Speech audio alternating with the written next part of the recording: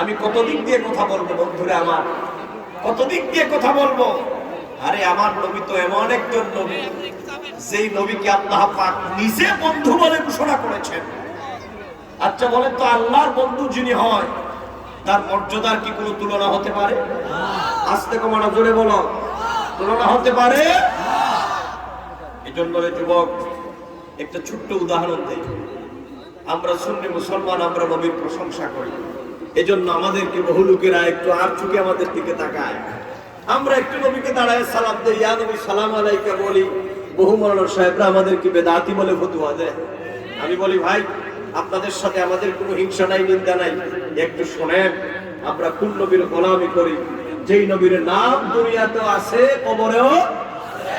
এভাবে বলবেন কেন? এভাবে আওয়ামী লীগ করেন, বিএনপি করেন, জাতীয় পার্টি করেন, সে ফর এক্সাম্পল বুঝানোর জন্য বলতেছি। মনে করেন জাফলংয়ের বড় একজন আওয়ামী লীগের নেতা মারা গেল, ওই লোকটারে গোসল করানোর পরে যখন দাফন করা হবে, কাফন পরানো হবে, এরপরে খাটিয়ার মধ্যে যখন চারজনের লাশটা নিয়ে কবরের মধ্যে রেখে দেওয়া হবে, তখন কি একটা দোয়া পড়া হয়?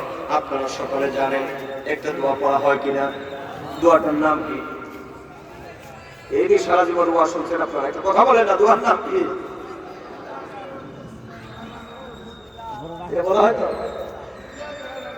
নাকি? বলা হবে বিসমিল্লাহি ওয়া আলা মিল্লাতি আওয়ামী লীগ। দিলাম যাও,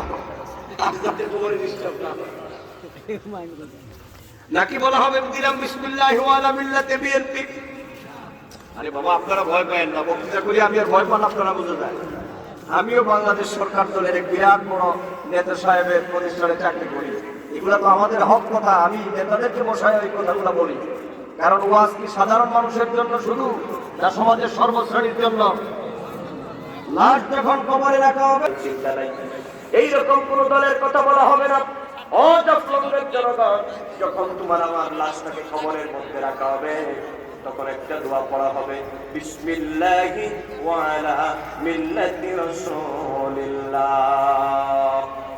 যার আপনি যে কোনো মাদ্রাসায়, কওমি মাদ্রাসা হোক, আলিয়া মাদ্রাসা হোক, যান মসজিদের ইমাম সাহেব হুজুরের কাছে, যান একজন মুহাদ্দিস সাহেবের কাছে, যান একজন মাওলানা সাহেবের কাছে, আপনি প্রশ্ন করেন, মাওলানা সাহেব লাশটাকে কবরের মধ্যে যখন রাখা হবে, ওই সময় যে একটা দোয়া পড়া হয়, ওই দোয়ার বাংলা অর্থটা কি?